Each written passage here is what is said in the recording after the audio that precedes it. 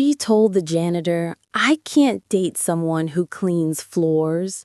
2 months later, his name was on the new hospital wing. When she realized the truth, she collapsed. Here's what happened. Daniel Chen works night shifts as a janitor at St. Mary's Hospital. But he's not just any janitor. He's a billionaire philanthropist working undercover. 5 years ago, his mother died in this hospital from a preventable error. Communication broke down between departments. No one listened to the janitor who noticed the medication mistake. Daniel vowed to understand how hospitals really work from the inside. He's been working there for 6 months, documenting problems, listening to staff, learning where the system fails. He's quiet, thoughtful, always brings coffee to the overworked night shift nurses. Most people barely notice him pushing his cleaning cart through the corridors, but he notices everything. Every missed communication, every ignored concern, every moment when hierarchy trumps patient care. Emma is an ICU nurse, brilliant and dedicated. She works 12-hour night shifts, exhausted but passionate about her patients. Daniel always stops by her station, brings her coffee exactly how she likes it, 2 sugars, extra cream, and asks about her day. They talk for months about patience, about life, about dreams she's afraid to say out loud. She feels seen by him in a way no one else makes her feel. He asks her to dinner one quiet Tuesday night.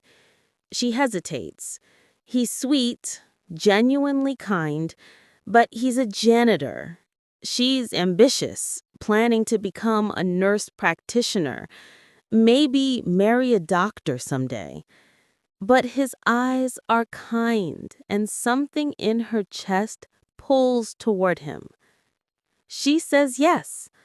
They have one perfect date at a small Italian restaurant where he makes her laugh until she cries. The chemistry is undeniable.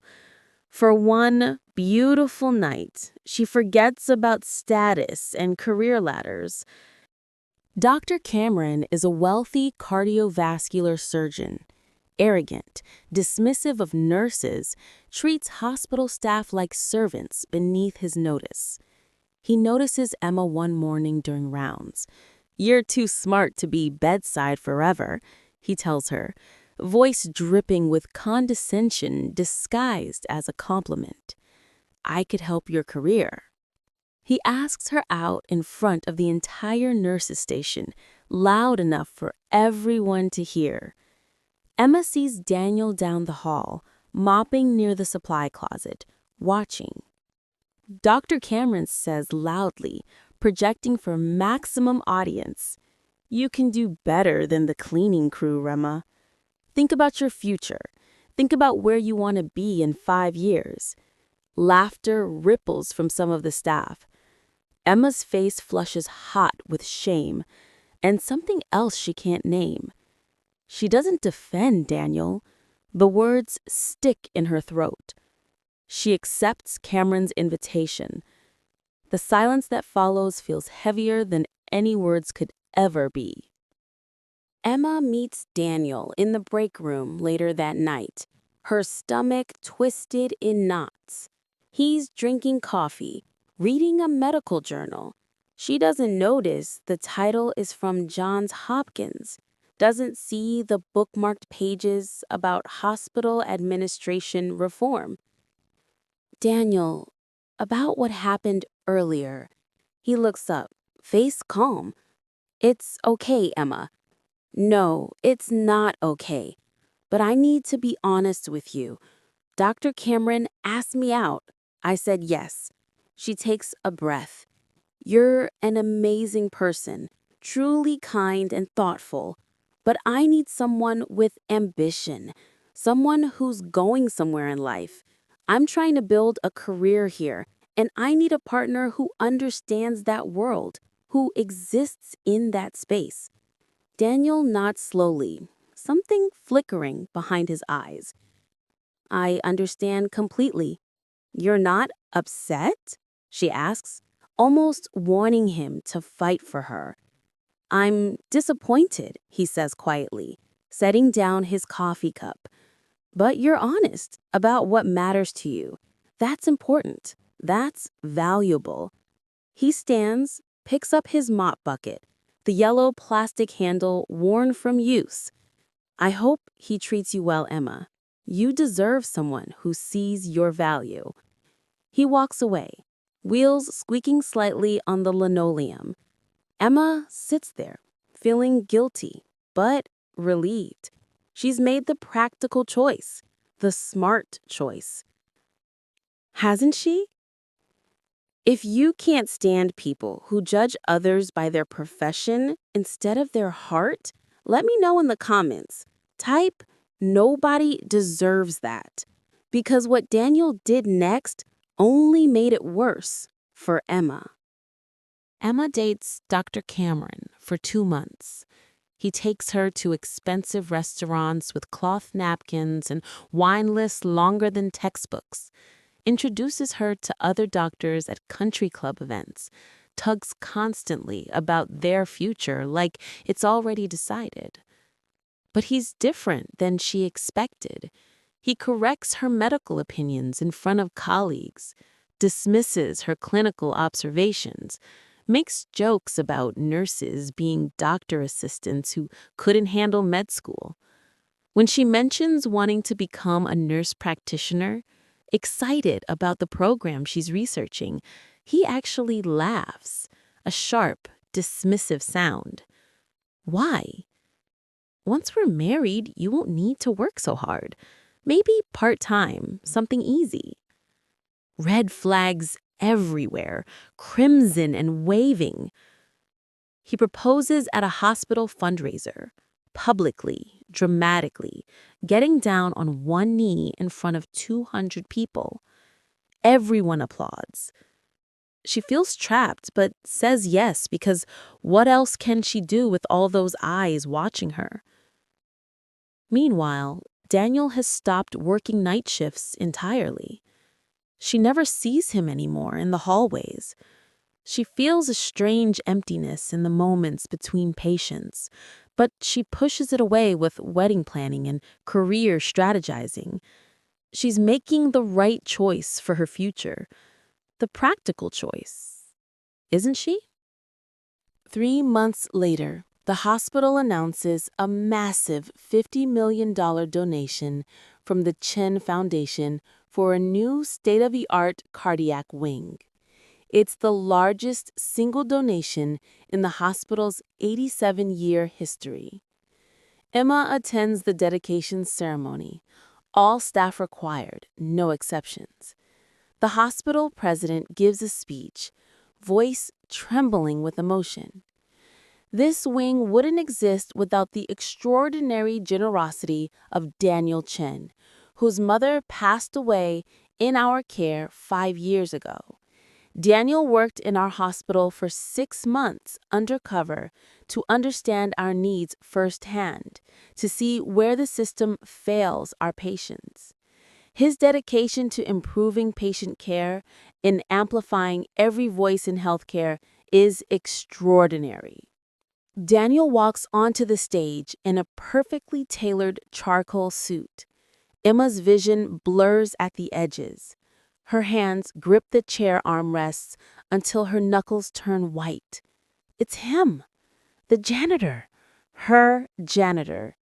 He speaks clearly about his mother's death, the communication breakdown, how the janitor on duty that night tried desperately to alert doctors about a medication error but was ignored because of his position. Every voice in a hospital matters, Daniel says, looking out at the crowd, from the CEO to the person mopping floors at 3 a.m. That's why this foundation exists. That's why I needed to understand this world from the inside. Emma can't breathe. The room spins violently. She faints, crumpling forward. After the ceremony, after being revived by concerned colleagues, Emma is in complete shock. That evening, hands shaking, she searches Daniel's name online.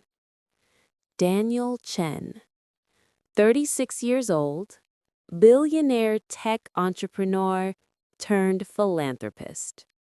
Founded a healthcare software company at 24, sold it at 30 for $800 million. Net worth?